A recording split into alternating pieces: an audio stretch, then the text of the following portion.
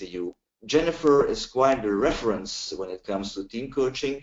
She has been authoring 2 books. The first book is Effective Group Coaching.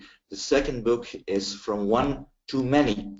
Not only she's been an author, she also has founded in 2004 her own company called Potentials Realized. She's got a huge experience in corporate and public clients separated over various industries. So I think that in terms of sectors, industries, and also companies she's been working for, we really have an expert in the field of team coaching that is incredibly rich. She also offers her services for a few CCU-approved programs that are organized in the framework of ICF. What I was touched by, and particularly when we prepared this session of her, is the following. We're all team coaches, and we're all very busy with collaboration.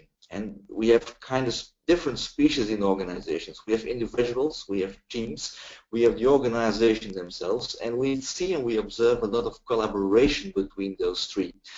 But when we try to clearly define what is collaboration, and when we try to link collaboration within our own core competences as team coaches, I often see a lot of unclarity. What exactly is collaboration about? How can we deal with it as team coaches, and how it is linked with our own core competencies as coach? Exactly on those things, Jennifer Britton will share her knowledge today with us, and so I'm very pleased to welcome Jennifer Britton. Jennifer, you can take the screen and the floor. All right. Well, thank you, Karl, and good morning and good afternoon and even a good evening. It's pretty amazing to see how this community of practice has grown over the years. I, like many of you, have been a member for years, and I want to thank Chris and Karl and all of you for bringing me into your area today, whether you're calling in from your home, your office, on the road. I think that's what is really wonderful about our work today. And of course, as Karl said, our topic today is about collaboration. I think something very near and dear to all of us. So quick, for those of you that can see the screen, quick photo of me here in my office in Little East Gwillimbury, Ontario. A lot of people think that I'm from Toronto. I was actually born and bred in Toronto, as I like to say, and I now live about an hour north. It is a beautiful, almost summer-like day. You might think Canada, think snow at this time of year. In fact, my son went off to school this morning in shorts. It's going to 70 degrees, or if we put it in Celsius, about 20 degrees. So a phenomenal fall day. As you heard from Karl, I'm really looking forward to our time together. Some of you may have met me through my writing from Effective Group Coaching, which turns 6 this January. Hard to believe just how far we've come in a few short years. And some of you may have also met me through my more recent book called From One to Many, Best Practices for Team and Group Coaching. My company's name is Potentials Realized, and you'll also see me under the banner of groupcoachingessentials.com. As I started in dialogue with Karl about a month ago, we were having some conversation around what should we look at. And as you heard him say, our roadmap for today is to look at what collaboration is, and also to have you involved in this presentation as much as we can in a muted-only webinar format. We also want to hear from you. What are the multiple levels at which you are working around collaboration? I'm going to share a little bit about the research of collaboration in general, so a little bit outside of our usual field, but these are some of those research pieces that can be extremely useful as we go in and work with leaders, with teams, with systems. So really want to give you some of the data that's out there, and we're going to be looking at a few best practices that have emerged across industries with respect to collaboration. Of course, we are all coaches, and I want to give us an opportunity to connect collaboration with our core coaching competencies. So as we move through this presentation, I want you to be thinking about how can you continue to sharpen your skills and leverage your skills as a coach as you work to foster collaboration in organizations, and also collaborate more fully with your partners, whether they are other coaches or whether they are organizations. Finally, as we move into the last part of our presentation today, I'm going to be exploring with you what we as coaches can do, or be, to facilitate collaboration. So here's a quick quote, and in fact, there's a new book out by Ken Blanchard. I think it came out about 3 weeks ago. Blanchard Ripley Carew and Russo, they write, collaboration is a whole order of magnitude beyond teams. It is the DNA of the company culture. And I'm sure many of you, like me, are increasingly getting called upon not only to be providing coaching services, but to really partner with organizations to look at how can this become part and parcel of the corporate culture. The new book from Blanchard's company is called Collaboration Begins With You. Be a Silo Buster. And what a great term, you know. In fact, over the last few years, I've been using the term silo softening a lot, but I love the analogy of like busting silos. Teams in and of themselves can actually become their own silos within organizations. And so sometimes inadvertently as team coaches, we're strengthening an individual team, but how is that getting in the way or also adding on to an organization's efficiency? So I'm going to be leaving a lot of these different sort of question marks in the air. I'm not the expert on that. Again, this is a topic called collaboration today. And as you see here, creating a better world requires teamwork, partnerships, and collaboration, as we need an entire army of companies to work together to build a better world within the next few decades. This means corporations must embrace the benefits of cooperating with one another. And that quote I came across just a short while ago from Simon Merwaring, who I understand is a BBC announcer. And for those of you that know a little bit about my background, I spent the first 15 years of my career in the international aid sector. I was a program director and manager for Canadian and British NGOs, as well as a program director for one of the UN agencies. And a huge driving force for me as a professional, what actually brought me to coaching back in 2002 was a real aspiration to help my team, which was actually spread across a sub-region, across 10 countries, to help my team do better work. And as professionals within the UN, working in anything from engineering to disaster management, I supported educational professionals, healthcare. Really, it was all about collaboration. And as I started my coach training with CTI, I kept asking, I said, this is great, but I'm just not going to see myself sit down and have some one-on-one conversations. And in those days, we really weren't talking about group and team coaching, but today it is part and parcel of our norm. And I think as more of us are doing this, we really need to not only be thinking about the coaching skills, but also what impact and what connection do we have with collaboration. So there is actually some great research out there, a little bit scattered, but a couple of pieces of data, some research places that I'd like to point you towards if this is a topic of interest for you. David Strauss writes that collaboration is the process people employ when working together in a group, an organization, or a community to plan, create, solve problems, and make decisions. And one of my favorite reads from the last few years comes from Morton Hansen, who works out of Harvard, and he writes that good collaboration amplifies strengths, but poor collaboration is worse than no collaboration at all. And just for a moment, I'd like you to think about your world of work right now and think about where you're seeing great examples of collaboration, where people are coming together in these different entities to be more creative, to be innovative, to solve problems and make better decisions. And also think about when we're not seeing collaboration being modeled very well. So within that frame where it can work well and it cannot work well, for years I've been sharing this quote as I talk a lot to leaders here in the Toronto area about collaboration. And as I first found this back in 2009, this quote, I was struck with how similar it is with our coaching framework. So it comes out of some writing around virtual teams, Bayerlin, etc. And it talks about the fact that collaboration occurs when individuals work together towards a shared goal. Completing the work is dependent on relationships with a purpose, and individuals working together are in purposeful ways toward a shared goal and are committed to one another's success. If you think about our core coaching competencies and what research is continuing to show around the importance of goals, the importance of helping people connect around purpose, around values, around vision, I think we are really uniquely placed as coaches, as group and team coaches, to really foster and help others build more collaborative environments. So Very much. You know, a webinar is a great format. Unfortunately, when we're talking about a topic like collaboration, it makes it a little bit harder to engage you in the dialogue. So we have more than 121 here on this webinar live right now. I'm going to do something a little bit risky, and we'll see how technology works with us, but I believe in always pushing the envelope. I'd like to hear from you. What is your experience with collaboration?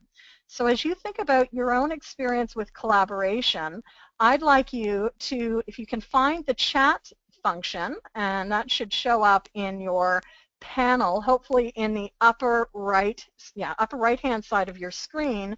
If you toggle on those, you should be able to find a chat bar. And if you can't see that, the next best thing is to look for the raised hand function.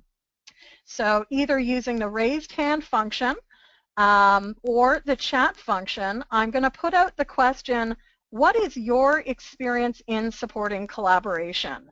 If you can find the chat and send it to all, we'd like to hear from you. What is your experience in supporting collaboration?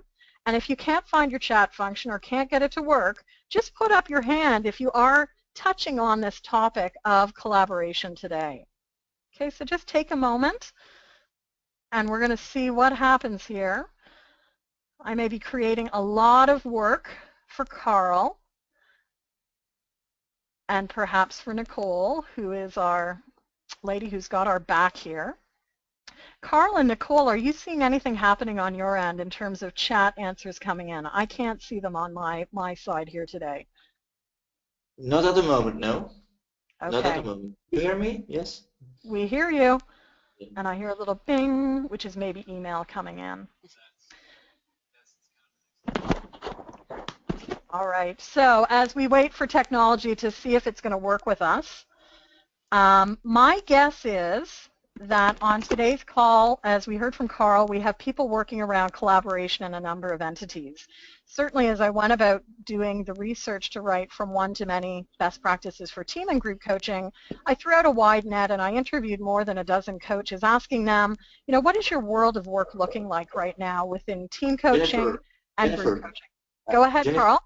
Sorry to interrupt, but there has been some input. Okay. People resist actually doing it, not clear about behaviors that support it. That's one input. Okay. I'm sharing young, small non-profits, but things don't get done, need structure and culture to help them really accomplish the things they want to. Then a diagnosis is followed by a team usually, then internal coaching with teams to break silos and work more collaboratively. We distinguish between teamwork within a team and collaboration in between team and individuals. Just to let you know that there has been some interaction. Thank you very much, dear friends. Great. And again, great themes. You know, what I'm hearing across those many things, collaboration can be difficult. It can be risky. You know, there are a lot of organizational structures we find ourselves in where, you know, whether it's because of compensation or divisions or structures, that collaboration is not fostered. And in fact, in a little while, I'm going to share with you some of the research which shows which skills should be developed within organizations if we are really going to boost collaboration. It's interesting that silos came up again, and if I can move my slide forward, you know, silos is something that I think many of us find ourselves working around. Silos play an important role. I think if we look at creating team culture, it can, if overdone, create its own silo effect. You know, I'm a proud member of the marketing team, or I'm a proud member of the Canadian division of company ABC. If the silo is so ingrained, we actually create more barriers to collaboration. So I'm going to throw out the question to you. If you've now figured out how the chat function works, I'd like to throw out this related question of what's important about silos. What do you notice about silos? That's something to what Jennifer is saying. It is not the chat function, it's the question function. So it's use the question function in your box, and then I can see that. Fantastic. And Karl, would you like to give us the icon? Is that the little, is it the green button that they're going to check under chat? Well, it's not really an icon. It's just the word question with me. Nicole, can you give any assistance? Well, I think the question sounds pretty good. Nicole, any ideas on that one? Yes, it should just be under the question box on your control panel. If you might need to expand it. So you'll just hit the plus sign and then it'll expand that question box and you can type in there and any of the organizers will be able to read your questions or your comments to Jennifer's. Comments. Yes. Yeah, so the question was, what's important about silos? You know, what's important about that in your world of work? What do you notice? Are you a silo buster? Are you a silo softener? I really see that group coaching is, in fact, a way to bring together people from across the different silos that exist within an organization. And as much as group and team coaching are related subdisciplines, this is where our orientation is a little bit different. And as someone who does a lot of work within group coaching, you know, I think one of the most exciting things is that it's a vehicle to help organizations build relationships, engage in better conversations across the silos. As team there's a lot of input coming in, Jennifer. Okay. So on silos, they define areas of accountability. They define areas of accountability. It gives us work, so silos are important, yes. Connecting the purposes of the silos. Silos are areas of expertise and specialty. Will the slides be available? Yes.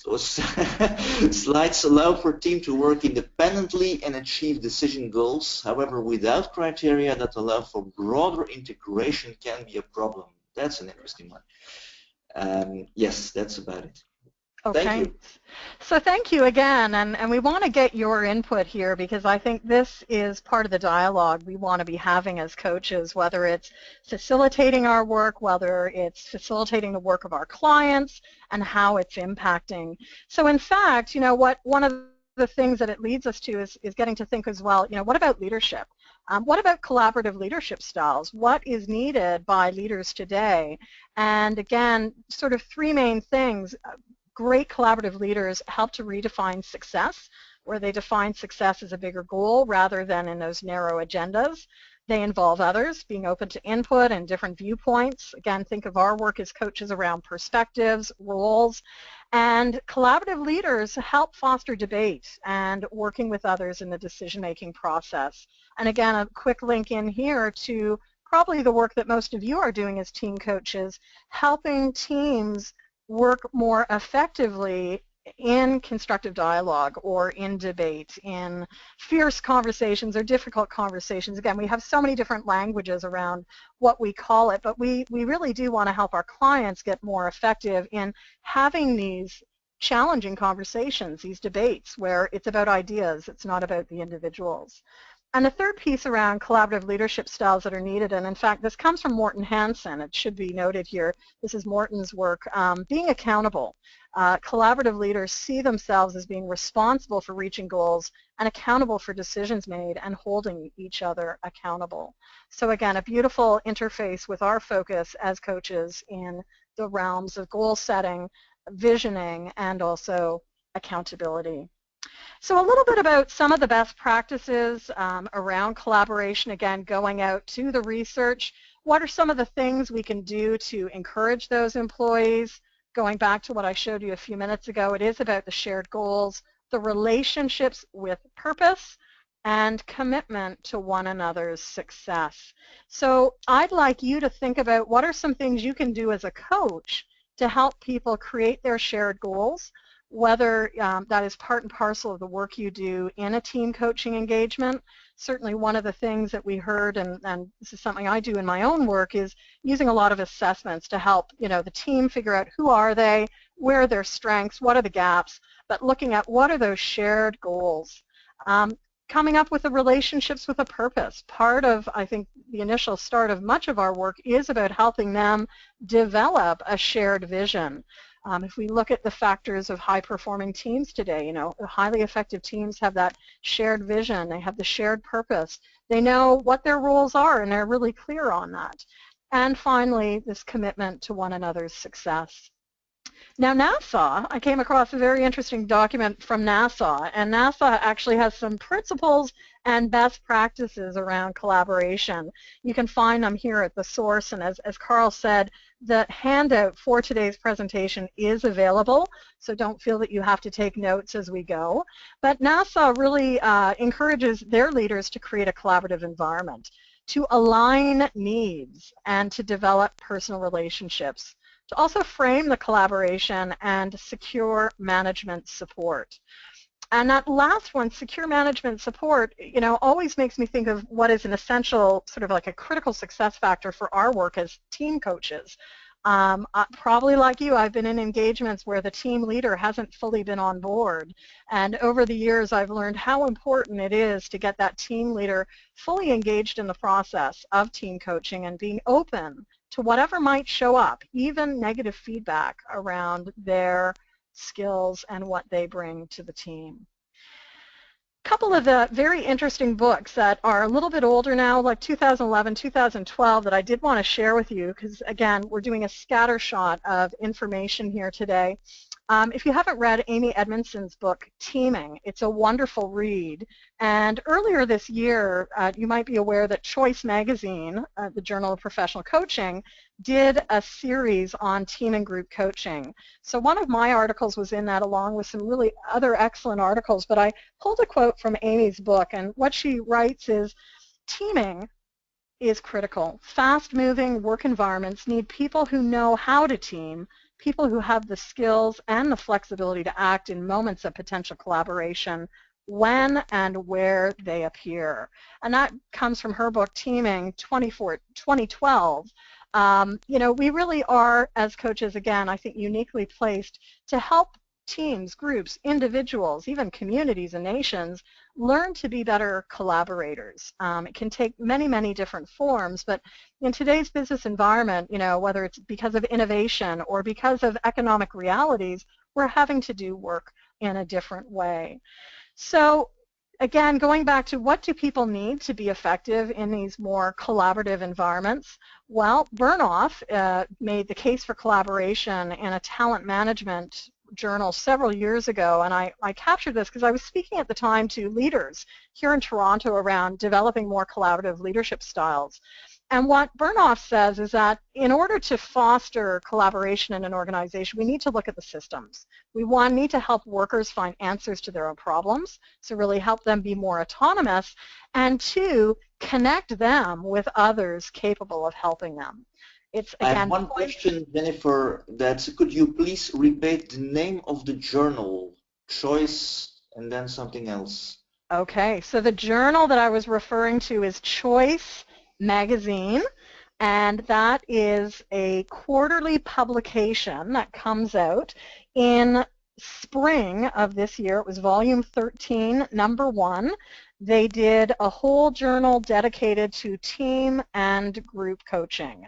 If anyone's interested in getting a copy of the article I just quoted from, you can go to one of my websites, the FromOneToMany.com website, and that's actually spelled from number 12, many.com. So it looks like from one to many.com. And if you go into the resources page, you'll see a link to at least my article on Choice. Do check them out. Every quarter they come out with a different sort of topic, but they did one earlier this year on team and group coaching. Phenomenal writers. You know, if you think of Coaching at Work, the author whose name totally flies out of my brain, he was writing, I think Marita, who spoke last month, I think she has an article in that edition, and it's volume 13, number 1, that you're looking for the team and group coaching. Any other questions at this point, Karl? Yes. Maybe you will touch it later on. Is there a difference in understanding collaboration amongst various generations? The X, the Y, the Z, the millennials, and other ones. It's up to you when to treat that one. Yeah, well, what a great question, and I'll sort of link it in here, which is encouraging collaboration organizationally. So a nice segue, because as you know, we have all of these different generations in today's workforce, and about almost 10 years ago, Resmus wrote on best practices, how to make collaboration work. as I pulled this quote out, I thought, thought of my own corporate clients and how many organizations are moving the needle on this. So what he wrote about was that employees are going to need skills for collaboration in facilitation, in team building, in conflict resolution and negotiation, in brainstorming, in navigating technology. How comfortable are people working across distances? Look at your level of comfort engaging on this webinar. What challenges did you face? As well as ethics. So there isn't a lot that I'm aware of in terms of the multi-generational strategies or involvement. However, I would say as an educator, someone having been involved in education for 3 decades now, initially as an experiential educator, and I've worked globally on curriculum redesign, and that's a huge part of the work that I've done through Potentials Realized. We really do see different learning styles and different approaches. If we look at a lot of the millennials today, a lot more comfortable in the collaborative learning environments. Again, depending on where you are, though, globally, I don't want to make a lot of assumptions, but certainly across North America, huge change. If we look at what we're calling now flipping the classroom, that's the latest sort of North American learning lingo of flipping the classroom. A lot of even formal educators are really pushing out the readings and, listen to the lecture, watch me on a video lecture, and then come to the classroom getting ready to be engaged. And actually in the last few months I've been part of listening into a number of conversations, even just informally of hearing. I was at something with my son who's 10, so he's a much younger learner, but hearing some older parents, they were probably boomers saying, well, I've got a kid in university and, they're not even getting lectures anymore. They're being invited to come to class and just talk about what they think. And I found that so fascinating. I thought as a Gen Xer, and that's my generation, like that's how I like to learn. I can read a book, I can watch a video, but I really want to engage with others around this conversation space. So as we have more and more digital natives coming up, again, like, the kids and they're young, not even their tweens yet, I just see that it's going to be a whole other fora, whether it is face-to-face or even virtual. And that isn't a main theme of our talk today, but it's an area I do a lot of work in. How do we build collaboration virtually when you do not see each other? And it really, again, comes back to some of these basics we've touched on already, the trust, the connection, the ability to work across differences, and people's ability to see things from different vantage points. So great question, whoever posed that one around multi-generational strategies. I'm doing a presentation in about a month here in Toronto on team building strategies for multi-generations. We do, at least in the team arena, I continue to see a lot of differences across what people like, not only generationally, but I think we also need to continue to come back to learning styles. Are you kinesthetic? Are you visual? How do we, in our work as coaches, create enough variety so that people are getting engaged in different ways at different moments and feeling that they can contribute in a way that is meaningful for them? And just a sort of a qualifier I like to always say, in collaboration, it's not always about the most verbose. And, as coaches, a lot of our work is done in the verbal channel. For those of you like me that work, multiculturally, where there might be different languages at play, different power roles, etc., we also want to be cautious of ensuring that everyone's voice or everyone's input is at the table. And sometimes it's not a voice. So before I go too far down that tangent, let me check in, Karl. Any other questions that have popped up before I move on? Yes, there are some. So here's where I'm going, and you might have seen the screen. I'm just going to spend a few minutes bringing us into the realm of coaching competencies and collaboration. Any of your questions there that link into this topic? And as Karl's looking at his list, here's something I found. Again, I really enjoy competency frameworks. Just a quick reminder of our ICF core coaching competencies. Of course, we have our 11 core competencies, from setting the foundation to co-creating the relationship. I think it's fascinating how, really all of our work is collaborative in nature. It's not about the coach. It's not just about the client. It's about what we create together. of course, a huge amount of focus in our work around our communication competencies, listening, questions, and direct communication, Here, how here we is adopt. here is a Go ahead. very nice here is a very nice one that comes close to what you're talking about at the moment.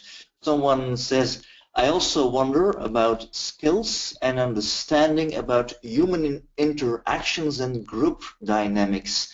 I think that's very close to the topic of collaboration. Is there the difference or perhaps the similarity between interactions and dynamics? Mm-hmm. Great question. Well, in a minute, I'm going to take us to one framework around collaboration, and let's see what they say. But part of what we want to do, I think it's foundational. It's not in the ICF competencies, but I think as we evolve more nuanced sets of competencies for group and team coaching, embedded in this is really an understanding of how groups and teams operate.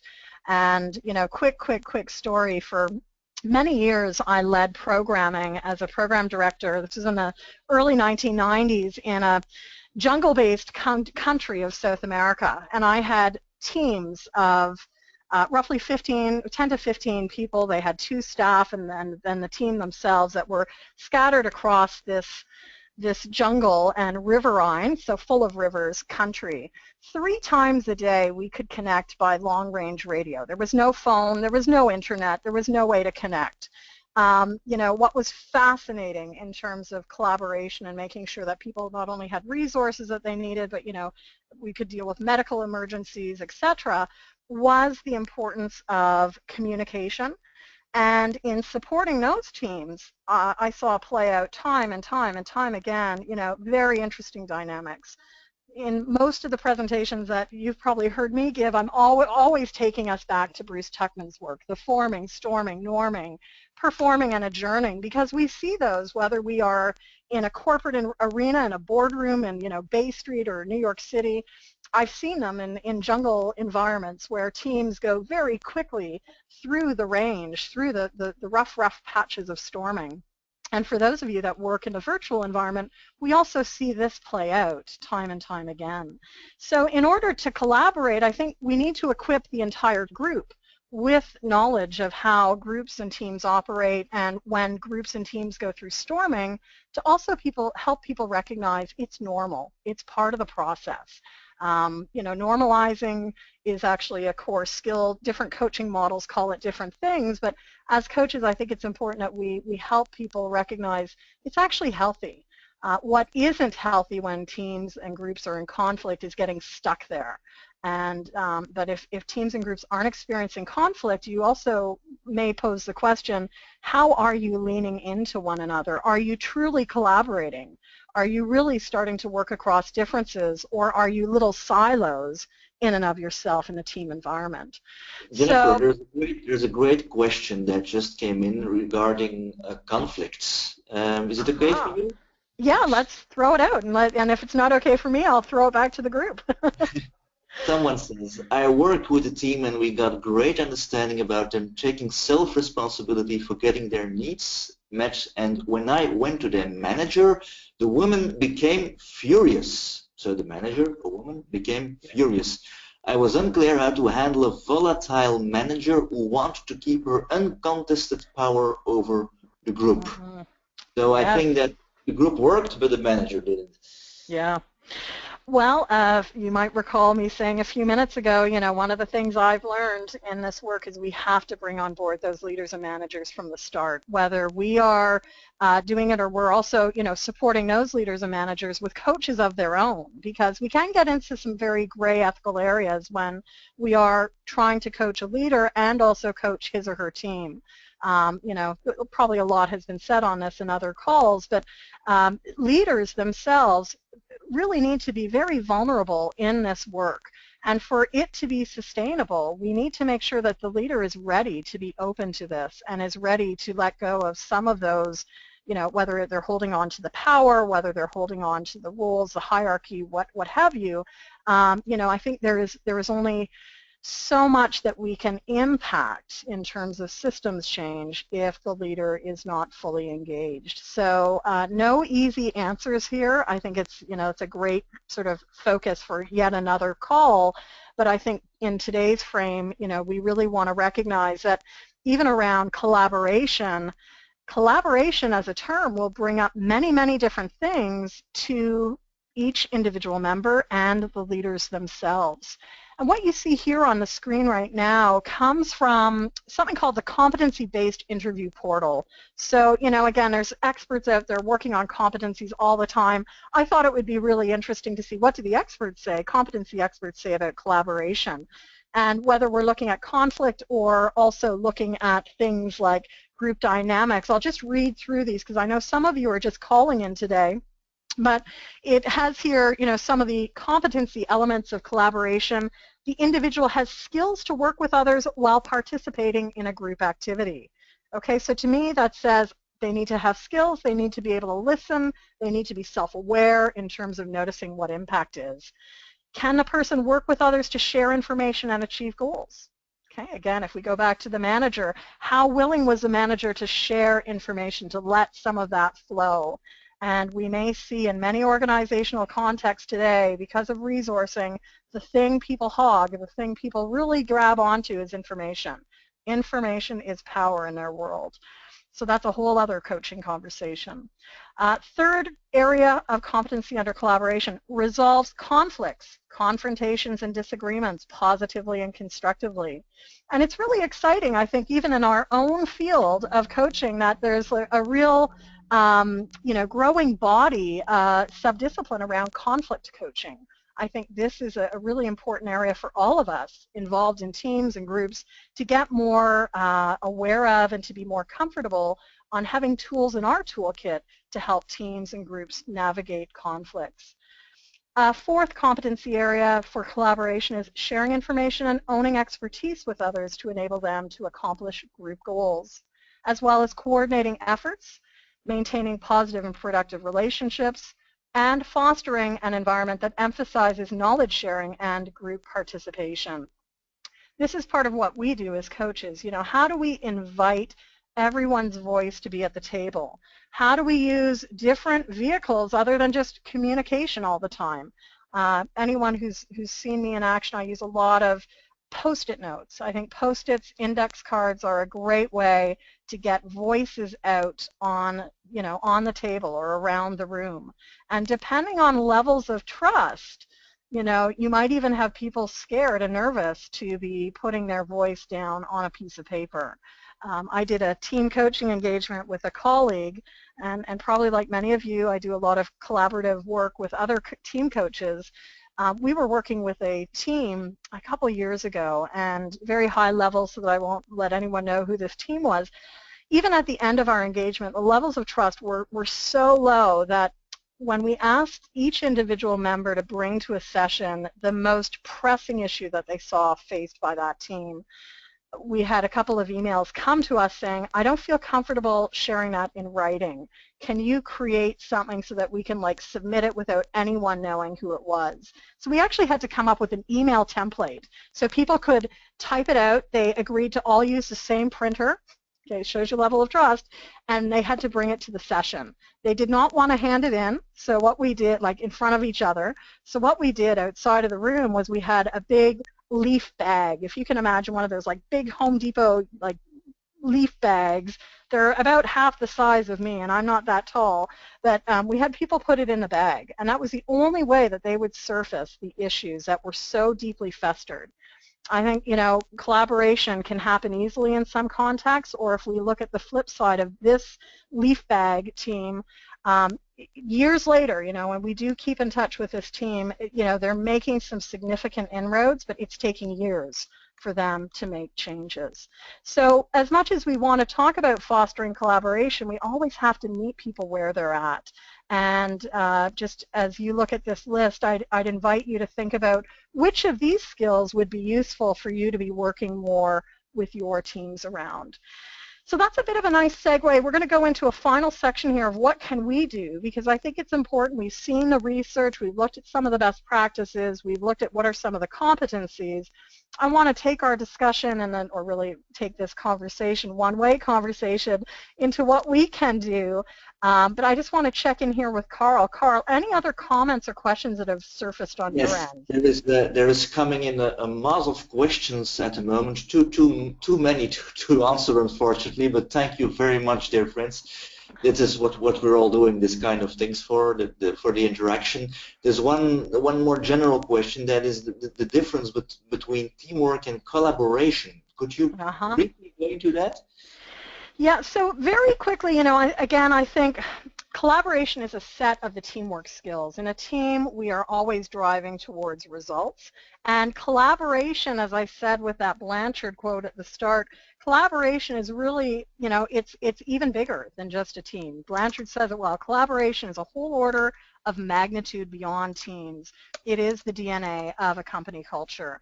So we may be looking to boost collaborative behaviors in a team. We may be looking to boost collaborative behaviors in a department or even in an organization.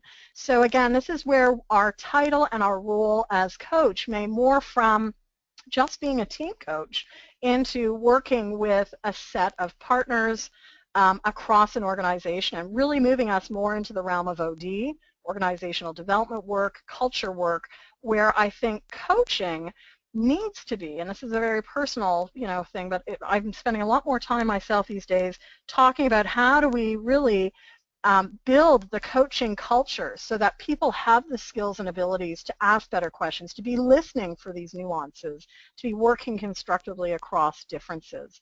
And it's when the members of an organization get these skills, that develop these skills themselves, build their own capacity, they're much more able to start moving through these barriers, whether it's compensation or geographic barriers that create the silos, to move into a more collaborative environment.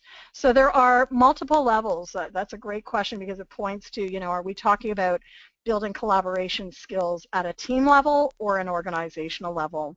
And today, in this presentation, we've sort of been moving throughout those levels.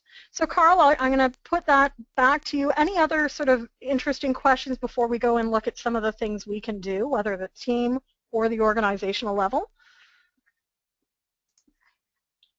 Any other related questions? I think that they're all in the same area. There's someone saying that there has been experience of a so-called aha moment when, in times of tension, conflict, difference of opinions, that the group succeeds in growing through this conflict, getting out of the conflict stronger. And having in the future less fear of conflict, and it's called the aha moment. So not run away, but use the energy of the conflict to grow through as a team. Yeah, and I think it's inherent when you do move into the realm of collaboration, working across difference, that conflict becomes an everyday thing, and that in and of itself is a huge culture change for many teams and many organizations. Again, think of the clients that you work with. What is their level of comfort with conflict? Is it a culture where you can't rock the boat? Or is it, on the flip side, an environment where, in fact, constructive dialogue is welcomed? Earlier this year, I was working with one of my clients in the financial services, and they are rolling in constructive dialogue. And that is, an executive sort of mission, mandate. As I met with hundreds of people this spring as we were doing a rollout across the country virtually and in person, it was really fascinating not only to see how employees were taking this invitation of, what, you want me to step into constructive dialogue? It was almost like the eyebrows were raised because they weren't seeing it modeled. Even virtually, you would pick it up on the silence, like, are you serious? It was almost what the silence was saying. And so we want to be looking at those cues. What can we do? Where do we need to meet people? And again, I think as coaches, if we bring it back to team coaching, okay, so we're back down in the team arena, some of the entry points, if we look at, you can always work within a system out or in, and I'm taking this as, you want to build capacity within teams. Hopefully those teams will take it into groups and cross-divisional structures that they work within. We really want to help teams get into their vision, values, and perspectives. I think even if we are working, wider than just a team, say within a division, within an organization, taking time to help those individuals, those entities, those systems get clear on where they're going, what's important, and what are the perspectives that are working and not working are really critical to foster collaboration. You know, perspectives, if we look at perspectives alone, perspectives can cause silos. They can be a barrier to collaboration. Values even. You might have Team A, and Team A in an organization values efficiency, quality, and customer service. Maybe Team B actually values, you know, their values are in conflict with Team A. Instead of quality, it's about quantity. So as we foster more collaboration, sometimes we need to then look at how do we help those teams really create organizational values. And that may be part and parcel of what you're doing already with teams. I think as team coaches, we're not just talking about the team as an entity, we're helping the team connect their reality with the wider organizational context. Vision, I'm not going to say a lot on. I think there's so much great stuff that's being written on vision. Again, this fall I was doing some learning with Richard Boyatzis, Primal Leadership, and I was not aware, but I'm now aware, he's done some really interesting research on the importance of vision in terms of multi-generational family businesses. So you can actually look that up for the person who is interested in multi-generational learning. He's done some research around the impact of vision on multi-generational learning, and that's Richard Boyatzis, who was, of course, one of the original authors of Primal Leadership. Vision work, I think, helps us move beyond the silos, and in creating that shared vision, that shared collaborative vision, it may be something that helps not only the individual teams, but the leaders. Even if leaders are stuck and quagmired in their own state, helping them create that shared platform. 3 more that I just want to go into, and that's the end of sort of the content that I have for everyone today. I think another area is looking, of course, at rules. And if you can see the screen, you've got a happy team. They're all working together on these areas. You know, within teams and within organizations, we have a variety of roles, some which are in conflict to each other, and that may also get in the way of great collaboration. Styles and strengths I have added here. I'd love to speak more on both of those, but I think styles are a fascinating other area, whether you're using an MBTI, whether you're using a DISC, whether you're using a PSI, personal styles inventory. Styles can also get in the way of true collaboration. So first step, I think, as coaches is helping teams and individuals within organizations understand their styles and the impact they're having with each other, and understanding how that can enable or get in the way. And finally, as another point for you to think about, how can you do work around strengths to help teams, departments, even organizations do their best work each and every day. So there's a lot of, you know, again, I think probably today's presentation has maybe raised more flags or raised more interest areas for you. This is a huge area. I think, you know, we are finally starting to talk more about what collaboration means. As we've heard, or I've sort of been taking from your comments, we can be looking at collaboration through many different lenses, whether it's at the team level or the organizational level. One final question I think I want to leave with before we go into some questions is, what can we do as a coach to foster or facilitate collaboration? And I think we have maybe just enough time to have a couple of insights. If you would like to share your thoughts on what we can do as a coach to foster or facilitate collaboration, I'd invite you once again to just go back to your question or comment bar and type in, what do you do? What can you do in your work to foster or facilitate collaboration? So take a minute to do that. And as you're typing, I just want to draw attention. I won't go through every resource here, but later in the slide deck, I've got a number of great resources that I hope you will check out. Some of them are a little bit older, some of them are newer, but they're all things ranging from Morten Hansen, who I mentioned today, through to other research done on collaboration. Anyone who's interested and has my book From One to Many, Chapter 11 goes into collaboration and co-facilitation. And for those that don't have the book, that's okay. There are some additional resources available for you at www.from1tomany.com. And again, that looks like from number 12 many.com.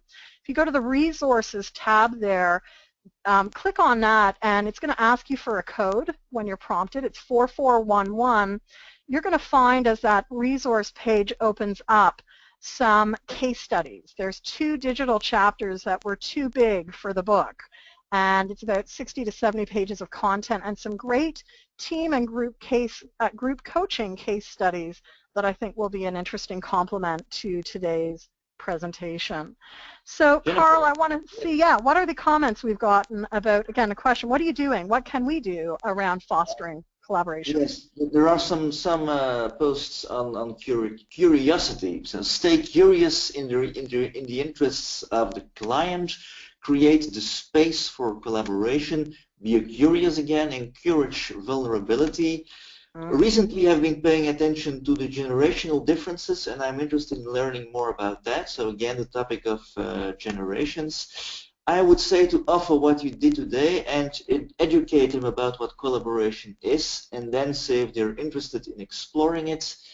If first have the group take short collaboration assessments to see where their blind spots are, then educate them on real collaboration tools, like in how we speak and act and how we are with ourselves as well as with others in these aspects. So I see a few patterns, I see curiosity, I see staying interested, and I also see to challenge the group in the way they are standing open, in the way they are aware or not aware yet on all the challenges of teamwork.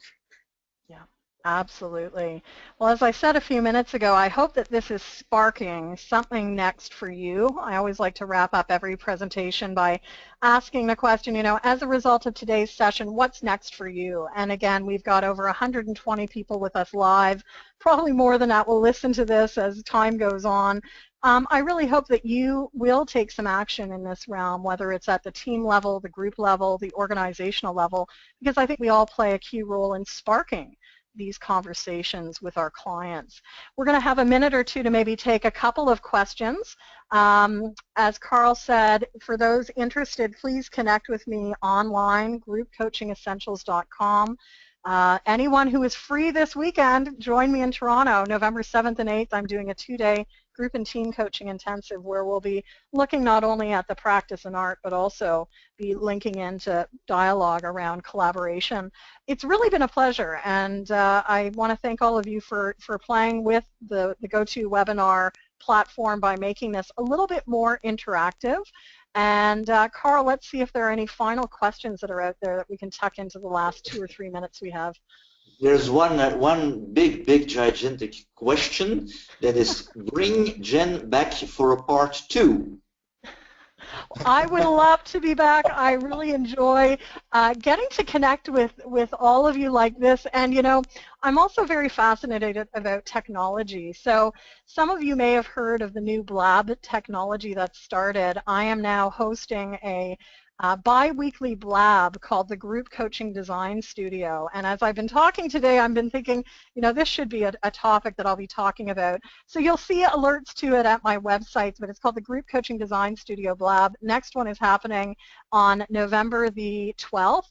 9:45, and it's a drop-in. It's like it's bringing people together online. All you need is a Twitter account.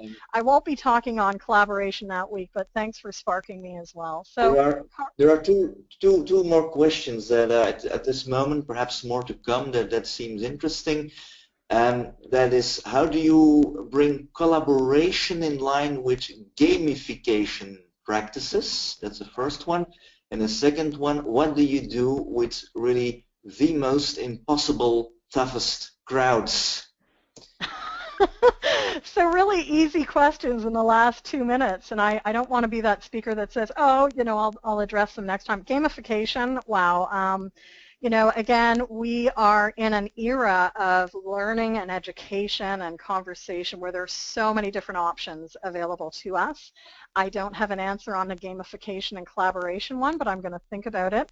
And the second one, what was the second question there, Karl? It was so big I sort of didn't capture it. What do you do with the toughest of crowds? What would be your best approach with the toughest of crowds? Well, I think at the end of the day, it goes back to the basics of what we've talked about. We need to meet people where they're at, and we want to engage people in every conversation by asking them, what's important for you? You know, it's not about dealing with a tough crowd. That's a whole perspective in and of itself, right? I think we want to get people in dialogue with each other Jennifer, because... I will have to interrupt you here because I get a few messages in the question box of people that have to leave the meeting now for reasons of other obligations. So the second